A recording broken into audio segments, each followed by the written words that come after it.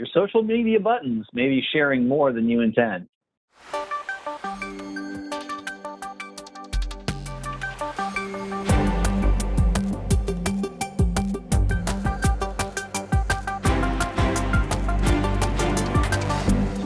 Hey, Mike, tell us a little bit more about this credit card stealer that they found in some social media buttons recently.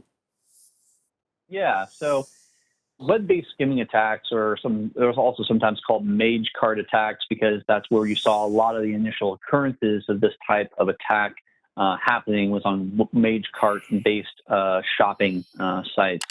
But web-based skimming attacks, effectively what they do is the attackers find a method by which they can insert a reference to JavaScript based malware that's typically hosted elsewhere on a site that they control, which is then included in the customer's browser experience. So as the legitimate e-commerce site or whatever site they're transacting with sends down HTML code and other elements to them, there are references to external JavaScript, which then the browser goes and downloads and includes on that browser experience. And in doing so, the web-based skimming malware is then able to create copies of any elements or information that the user types into their browser and then sends that off to the system under the malicious actor's control, making the entire exploitation of this type of issue really not visible to the e-commerce vendor in question. Now, typically, this is done through script include type statements, right, for including JavaScripts. And this has been identified, and there are solutions out there that can scan for and look for these types of occurrences. But malware gangs, being, in a business as they are always looking to find new ways to do stuff, right? And so they have, over the last couple of years, started embedding the same malicious code inside of various image formats. And a few months back, there were some researchers that had discovered yet another permutation of this, whereby the actors were inserting the code into an SVG file.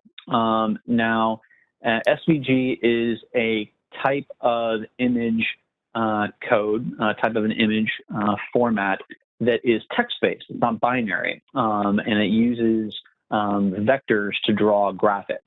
And so by leveraging that type of image format, the attackers were able to get very, very clever with how they injected their script code references, and actually managed to do so using completely valid syntax within the SVG file structure.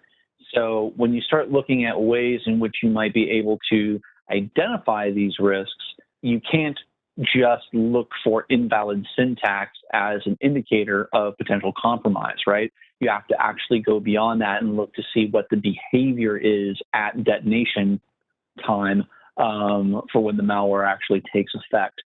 And this is something that we've seen, be very impactful. It's really, something that we should expect to see a lot more of here, especially this time of the year, where, the holiday season's upon us. People are buying a lot of stuff online, particularly, given the pandemic and the impacts of that.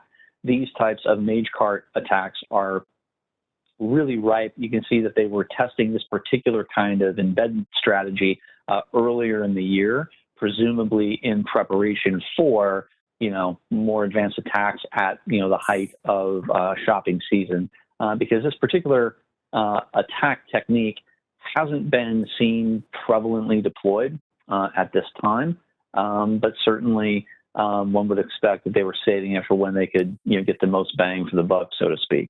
Yeah, and I think it's pretty wild that they're going after these SVG files, considering that a lot of the steganography stuff that you usually see out there, they may throw some kind of code or text written into like a JPEG, right? Like it says, the article kind of refers back to that, or a PNG file. But the fact that they're able to construct an SVG, a vector-based image, with the actual malicious code in a way that it looks like it's normal is just, it's troubling, because now, yeah, you have to rely on your behavioral indicators to catch something that's going to occur after the not compromise, but after the bad stuff took place, supposedly. Yeah.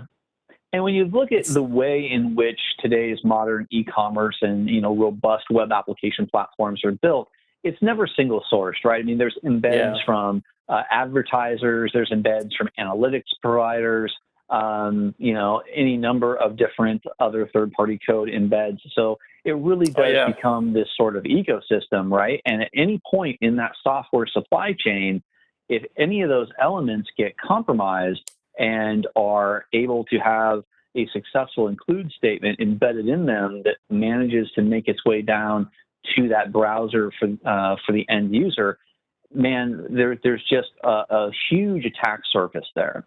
And so from an organization's perspective, this almost becomes kind of a, IDS, IPS kind of situation where they're going to need to constantly scan the user interface behavior of their property to be able to identify when something changes so that they can then immediately start to initiate incident response activities and be able to look for that. Because it's not their code base that's changing in most of these cases. It's really these other parties that they don't have control over. Yep. So you would hope the IDS would catch maybe even some of that network traffic of whatever keylogger that they're using to go out to some other, interesting IP or C2 that they may have set up to capture this data.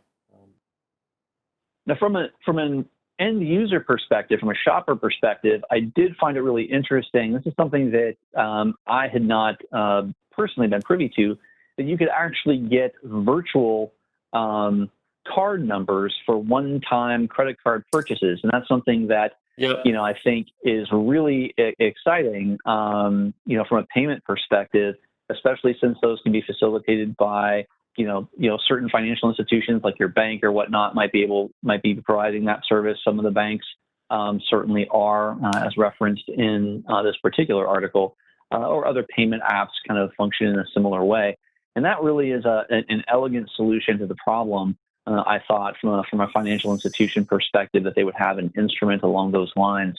So I think that we might end up seeing, some more adoption that way. And it would be interesting if we were to see not too far in the future where we moved beyond like a chip and pin kind of infrastructure, which really only works to secure card present transactions, to really card not present transactions being totally virtual, so that they're all one-time use card numbers. I think that would be a very interesting future to consider.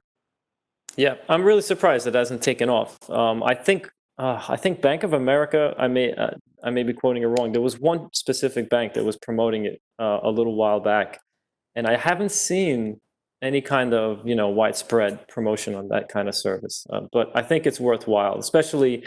I mean, you can imagine you can have one number dedicated to like an Amazon account, right? And any transactions that you perform through Amazon, you're going to have focused on that one specific card number. So you can kind of keep tabs yourself also, as opposed to having one card for multiple, shopping, especially during this time where it's everybody's just whatever card they have in their hand, quick, the sale is up. We don't want to miss that sale. Give me a card, like I know I've done it. Exactly. So this is a wild find. Nice find, Mike.